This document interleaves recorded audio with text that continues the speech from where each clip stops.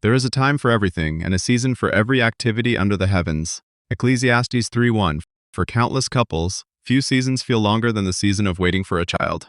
Month after month, hope rises with every new beginning, only to be met with disappointment when another pregnancy test comes back negative. It is a quiet kind of heartbreak, one that often stays hidden behind polite smiles, encouraging words, and the question no couple enjoys hearing. So, when are you planning to have children? If you've ever carried that weight, you're not alone. Long before fertility clinics, hormone testing, or prenatal vitamins existed, the Bible introduced us to women who knew exactly what it meant to wait. Sarah, Rebekah, Rachel, and Hannah each carried the pain of longing for a child, reminding us that infertility is not simply a modern struggle. It has been part of the human story for thousands of years. But hidden within their stories is another lesson many readers overlook. Again and again, Scripture points to a lifestyle rooted in God's provision, nourishing foods, faithful stewardship, and the rhythms of creation. While the Bible is not a medical textbook, it consistently presents health as something cultivated through daily habits rather than instant solutions. Today, researchers are exploring many of those same biblical foods and herbs, not because they guarantee pregnancy or replace medical care, but because they contain nutrients and natural compounds that may support overall reproductive health. Before we continue, please remember this video is for educational purposes only. These biblical drinks are not intended to diagnose, treat, cure, or guarantee pregnancy. If you're pregnant, trying to conceive, or have a medical condition, please consult your doctor before trying herbal remedies or making significant dietary changes. In this video, we'll explore 10 drinks inspired by ingredients mentioned in Scripture, traditional practices from the biblical world, and modern nutritional research. Together, they reveal a forgotten approach to nourishment, preparation, and hope. So before we discover the first drink, let's step back nearly 3,000 years to where that journey begins. Imagine walking through the hills of ancient Israel just after sunrise. Farmers are already tending the vineyards while women gather water, bake fresh bread, and prepare the day's harvest. Olive trees line the hillsides, herbs dry beneath shaded roofs, and baskets of dates and pomegranates reflect the simple abundance of the land. Life moved at a slower rhythm, and every family understood that good fruit never appeared overnight. Perhaps that's why the Bible so often uses seeds, vineyards, and harvest to illustrate life's greatest lessons. The same principle applies to pregnancy. Long before conception, the body begins preparing for new life. Modern research suggests that good nutrition, healthy circulation, quality sleep, stress management, and essential nutrients all play important roles in supporting reproductive health. While none of these can guarantee pregnancy, together they help create a stronger foundation. Ancient Hebrew families didn't understand hormones or antioxidants, but they recognized a timeless truth. A well-nourished body was better prepared for life's greatest responsibilities. That's why the drinks you're about to discover were never viewed as miracle cures. They were simple, everyday traditions, small acts of nourishment practiced faithfully over time. And the first begins with one of the Bible's most celebrated fruits. Drink number 1, the pomegranate and date restoration drink.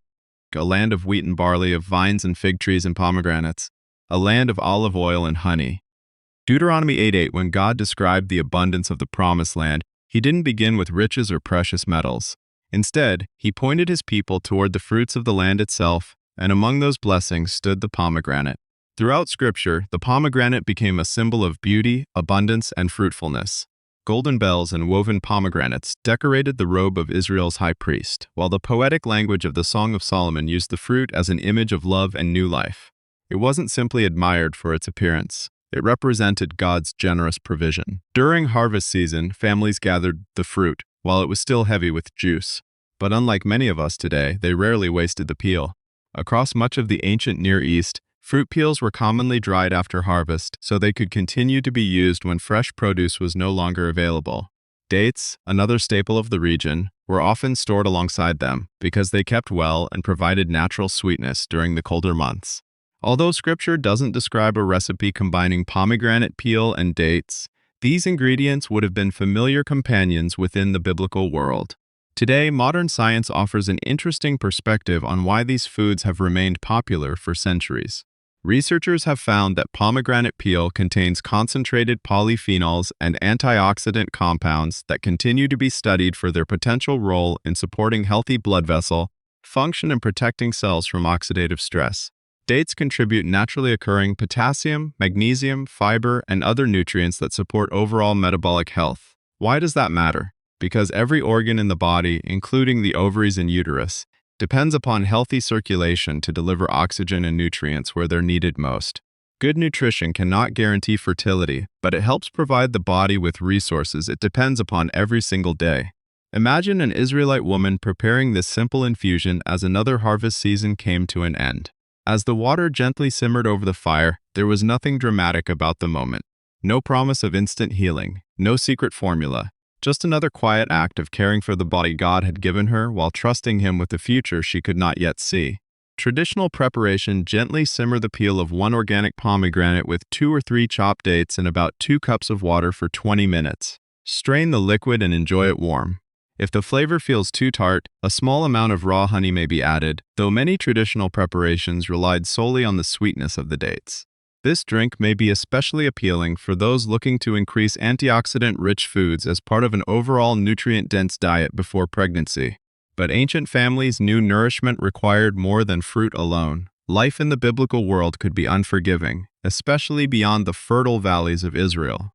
Long desert journeys demanded food that was portable, nourishing, and capable of sustaining entire families through some of the harshest environments on Earth. And that brings us to a remarkable source of nutrition that many people have never considered.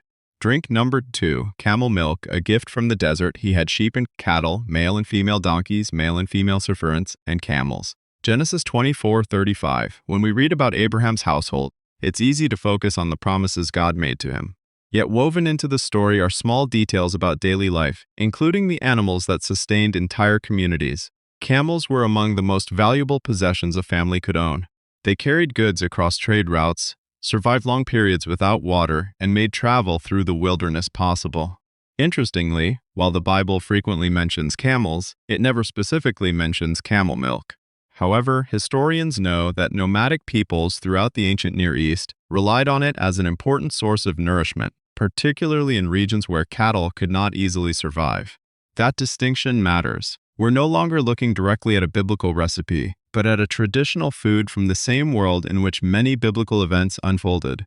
Today, camel milk continues to attract scientific interest because of its unique nutritional profile, including naturally occurring vitamin C, minerals, proteins, and bioactive compounds that differ in several ways from conventional cow's milk. Researchers are still exploring its potential role in supporting metabolic and immune health. And while the evidence continues to evolve, it has remained an important traditional food for centuries. For women preparing for pregnancy, good nutrition is rarely about one extraordinary ingredient. More often, it is about consistently providing the body with the building blocks it needs to function well. Ancient shepherds may never have understood protein chemistry, but they recognized a simple truth that still rings true today. A well-nourished body is often a more resilient body. And yet, even nourishment wasn't the entire story. The next ingredient was so valuable that it traveled hundreds of miles across ancient trade routes. It was presented to kings, offered in worship, and associated with preparation before life's most important moments. Its fragrance filled temples, its value rivaled precious metals. And its story begins with one remarkable woman named Esther. The ancient world placed tremendous value on preparation. Before a great journey, supplies were gathered. Before a harvest, the fields were cultivated. And before important celebrations, families spent days making ready for what was to come. The Book of Esther preserves one of the most fascinating examples of that principle. Drink number 3, myrrh. A symbol of preparation before a young woman's turn came to go into King Xerxes, she had to complete 12 months of beauty treatments, 6 months with oil of myrrh, and 6 months with perfumes and cosmetics. Esther 2:12. At first glance, this passage sounds like little more than an ancient beauty ritual. But to the people living in the biblical world, preparation often carried a deeper meaning. It wasn't only about appearance, it reflected the belief that significant moments deserved intentional care. Myrrh was among the most valuable substances traded across the ancient Near East.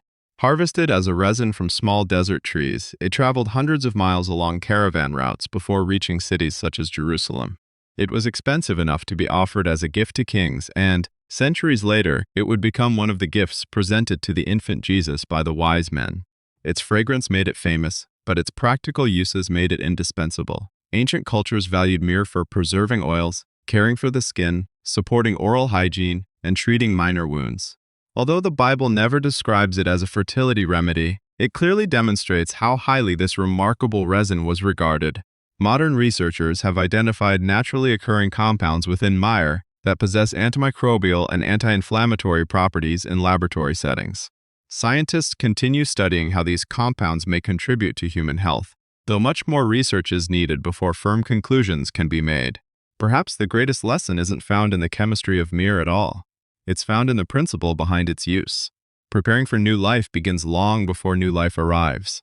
For couples hoping to conceive, that preparation may include improving nutrition, managing stress, getting adequate sleep, addressing nutrient deficiencies, and working with qualified healthcare professionals when needed. Those steps may not feel dramatic, but they often lay the strongest foundation. Traditional preparation historically, very small amounts of food-grade myrrh resin were steeped in hot water to create a bitter infusion. Because myrrh has traditionally been avoided during pregnancy due to concerns about its effects on the uterus, it should never be used without medical guidance if you are pregnant, trying to conceive, or managing a health condition.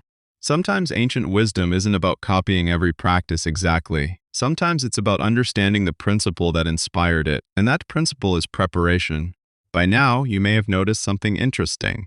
None of these first three drinks has promised a miracle. Instead, they've pointed toward nourishment, resilience, and preparation. That raises an important question. If ancient families believed the body needed to be nourished before conception, what did they consider one of God's smallest, but most valuable, gifts from the earth? The answer comes from a tiny black seed mentioned by the prophet Isaiah more than 2,700 years ago. Drink number 4, black seed infusion. When he has leveled its surface, does he not sow dill and scatter cumin? Isaiah 28:25. 27 Isaiah used familiar farming practices to teach spiritual truth. His audience immediately understood the careful handling of small seeds because agriculture shaped everyday life. Many biblical scholars believe the passage refers to black cumin, a seed closely related to what is commonly known today as black seed or Nigella sativa. While there is ongoing discussion about the exact botanical identification, black seed has been treasured throughout the Middle East for centuries. The seeds themselves are tiny. Their reputation is not. Traditional households sprinkled them over bread, mixed them into oils, and occasionally steeped them in warm water or herbal infusions. Today, black seed is one of the most extensively studied medicinal plants in traditional herbal medicine. Researchers continue investigating one of its primary active compounds, thymoquinone, for its antioxidant and anti-inflammatory properties. Early studies are exploring its possible role in supporting metabolic health, though evidence relating specifically to fertility remains limited and continues to develop. That distinction matters. Supporting overall health is not the same as guaranteeing pregnancy. Still, ancient families rarely focused on isolated outcomes. They focused on strengthening the whole person. Traditional preparation: lightly crush half a teaspoon of black seeds before pouring hot water over them. Allow the mixture to steep for 8 to 10 minutes. Some people add a teaspoon of raw honey to soften the naturally peppery flavor. If you're taking medication or managing a medical condition, consult your healthcare provider before regularly using concentrated herbal preparations. As small as these seeds appear, they remind us of one of Jesus' recurring lessons. God often accomplishes remarkable things through what seems insignificant. Have you ever noticed that the healthiest biblical meals were rarely complicated? Fresh grain, fruit, olive oil, herbs, clean water, meals built from simple ingredients. Perhaps that's one reason another humble grain appears repeatedly throughout Scripture, not as luxury food, but as daily bread. Drink number 5, barley water. Strength from the harvest, now the Passover, was near, and there was much grass in that place.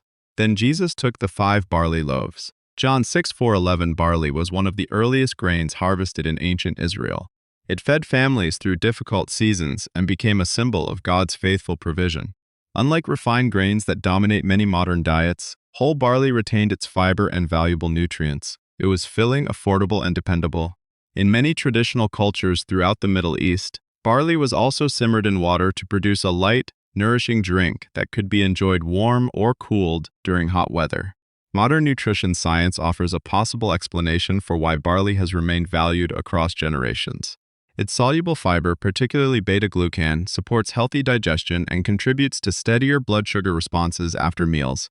Stable blood sugar plays an important role in overall metabolic health, which in turn supports many normal hormonal processes throughout the body. Again, this isn't a fertility cure. It's another example of how ordinary foods can contribute to a healthier foundation.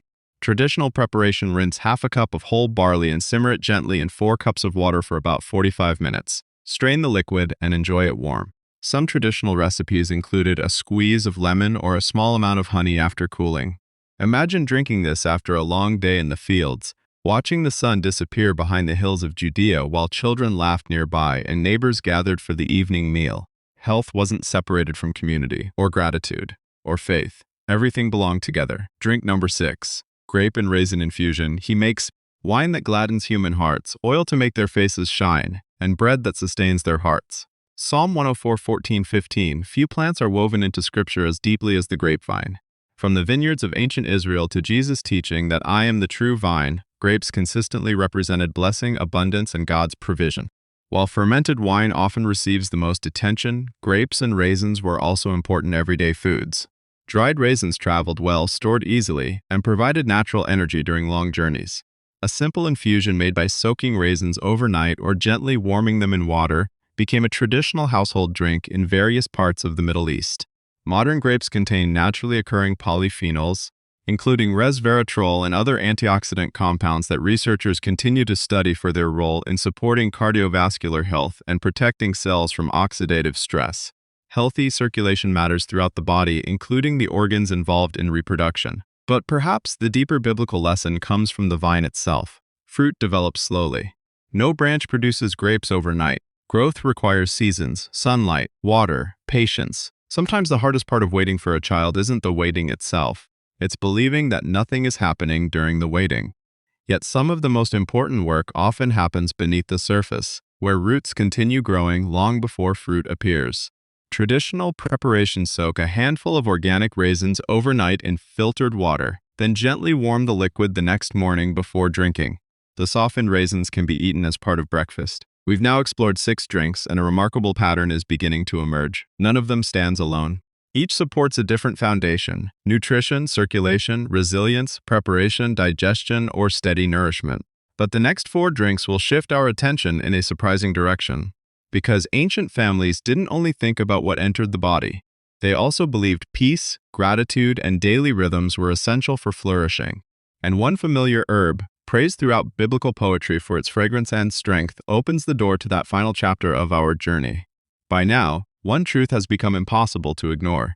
The people of the biblical world rarely depended on a single food, herb, or drink to maintain their health. Instead, they embraced a way of living built around the seasons, the land, and the belief that God's provision was found in ordinary things used faithfully over time. That perspective feels surprisingly refreshing today. Modern culture often searches for the next miracle supplement or the newest health trend, yet Scripture repeatedly directs our attention back to simplicity. Fresh food, clean water, grain from the harvest, fruit from the vine, oil from the olive, herbs from the hills.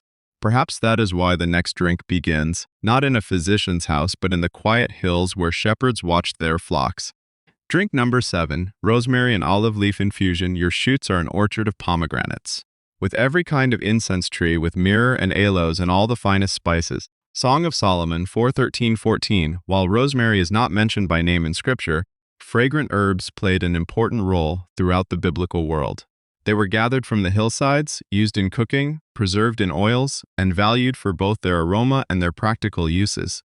Olive trees, however, appear throughout the Bible as enduring symbols of peace, blessing, and life. Some olive trees in Israel have survived for centuries, quietly producing fruit generation after generation. Traditional Mediterranean households sometimes combined aromatic herbs with olive leaves to prepare gentle herbal infusions, particularly during seasonal changes. Modern researchers have studied compounds found in rosemary, such as rosmarinic acid and carnosic acid, along with oleuropein from olive leaves. These naturally occurring plant compounds continue to be investigated for their antioxidant properties and their potential role in supporting healthy circulation and normal inflammatory responses. Although research relating specifically to fertility is limited, maintaining overall cardiovascular and metabolic health supports the body's normal physiological functions, including those involved in reproduction. Traditional preparations: steep 1 teaspoon of dried rosemary with several food-grade dried olive leaves in hot water for 8 to 10 minutes. Strain before drinking. Because olive leaf products may interact with certain medications or affect blood pressure, speak with your healthcare provider if you have an underlying medical condition. Ancient families may not have understood the language of antioxidants, They simply understood that God's creation often provided what each season required. Let's pause for a moment. So far, we've explored drinks inspired by fruit, grain, herbs, and even the resilience of desert life. But there is one ingredient that appears in the Bible more than almost any other. It sweetened celebrations, it nourished travelers, it became a symbol of God's abundance, and unlike refined sugar, it arrived exactly as nature intended. Drink number 8. Honey and warm water. My son, eat honey, for it is good. Honey from the comb is sweet to your taste. Proverbs 24:13. Honey flows throughout the pages of Scripture. God promised his people a land flowing with milk and honey. Samson discovered honey inside the carcass of a lion. John the Baptist lived on wild honey in the wilderness. To ancient families, honey was more than a sweetener. It represented blessing, because it required healthy flowers, thriving bees, and a flourishing landscape. Modern science has identified enzymes, antioxidants, and naturally occurring compounds within raw honey. Depending on its source, raw honey may contain trace minerals and plant-derived antioxidants, though its nutritional composition varies. For couples preparing for pregnancy, moderation remains important because honey is still a natural source of sugar. Yet replacing heavily refined sweeteners with small amounts of raw honey may fit well within a balanced dietary pattern for many people. Traditional preparations: stir 1 teaspoon of raw honey into a cup of warm, not boiling water. Some traditional households added a squeeze of fresh lemon, although that combination reflects later regional traditions rather than a specific biblical recipe. Sometimes the healthiest habits are also the simplest. Drink number 9. Hyssop herbal infusion. Purge me with hyssop, and I shall be clean. Psalm 51:7. Few biblical plants carry richer symbolism than hyssop. It was used during the first Passover, when the Israelites applied lamb's blood to their doorposts with bunches of hyssop. It appeared in purification ceremonies under the law of Moses and later at the crucifixion of Jesus. Throughout Scripture, hyssop became a symbol of cleansing, renewal, and fresh beginnings. Exactly which botanical species the biblical writers referred to is still debated among scholars. Nevertheless, aromatic plants identified as hyssop have long been used throughout the Mediterranean region. Traditional herbalists prepared light infusions from the leaves for seasonal wellness, while modern laboratory studies continue investigating various aromatic compounds found in related species. Human evidence remains limited, particularly regarding reproductive health, so it is important not to overstate its benefits. Perhaps the greatest lesson of hyssop is not biological at all. Before David prayed, "Create in me a clean heart," he first prayed, "Cleanse me." Sometimes preparation begins inside the heart before it reaches the body. Stress, discouragement, and emotional exhaustion do not define a person's fertility, but caring for emotional well-being is an important part of caring for the whole person. Traditional preparation: steep 1 teaspoon of culinary-grade dried hyssop in hot water for 5 to 7 minutes. Avoid medicinal use during pregnancy, unless advised by a qualified healthcare professional. As we've traveled through these ancient ingredients, you may have noticed something else. The Bible never portrays health as a race. Families worked hard, but they also rested. They celebrated festivals, shared meals, prayed together, observed Sabbath, walked instead of driving, ate according to the harvest instead of according to convenience. Many of these rhythms are now being rediscovered. Modern researchers continue exploring the importance of sleep, physical activity, stress reduction, strong relationships, and nutrient-rich diets in supporting overall health, including reproductive health. Ancient Israel didn't know those concepts by scientific names, but they lived many of them. Perhaps that's one reason their understanding of wellness feels surprisingly relevant even today. And that brings us to the final drink, not because it is the most powerful, but because it beautifully represents the heart of everything we've learned. Drink number 10. Pure water with lemon and gratitude. A modern closing tradition inspired by biblical principles. With joy you will draw water from the wells of salvation. Isaiah 12:3. Water is the most frequently mentioned drink in the Bible. It sustained Israel in the wilderness, flowed from the rock at Horeb, filled Jacob's well, and became one of Jesus' most powerful images when he spoke of living water. The Bible does not describe lemon water. Lemons became common in the region much later, but ending our journey with water reminds us of something essential. No herbal drink, grain, fruit, or spice can replace the importance of simple hydration. Adding fresh lemon is a modern adaptation that many people enjoy for flavor, encouraging them to drink more water throughout the day. Good hydration supports countless normal functions within the body, from circulation to temperature regulation and overall well-being. Yet perhaps the greatest ingredient in this final cup cannot be measured: gratitude. Every biblical meal began with thanksgiving. Every harvest acknowledged God's provision. Every season, whether joyful or difficult, was ultimately placed into his hands. That perspective doesn't remove the pain of waiting, but it reminds us that hope can exist alongside uncertainty. As we've seen throughout this journey, these 10 drinks were never presented as miracle cures or guaranteed paths to pregnancy. Instead, they reflect something much deeper, a biblical mindset that valued preparation, nourishment, patience, and faithful stewardship of the body God has given us. Whether inspired directly by ingredients mentioned in Scripture or by traditional practices from the biblical world, each drink reminds us that lasting health is often built through small, consistent choices rather than quick fixes. Modern research continues to explore many of these foods and herbs, but they should be viewed as supportive additions to a healthy lifestyle, not replacements for professional medical care. If you are trying to conceive, remember that every journey is different. Continue working with your healthcare provider, care for your body with wisdom, and don't lose hope if your season of waiting feels longer than expected. If you enjoyed uncovering these forgotten biblical traditions, let us know in the comments. Which drink surprised you the most, and have you ever tried any of them before? If you found this video helpful, consider subscribing to Healing Harvest, where we continue exploring the timeless connection between Scripture, history, and evidence-informed wellness. Until next time, may God bless you with wisdom, peace, and good health.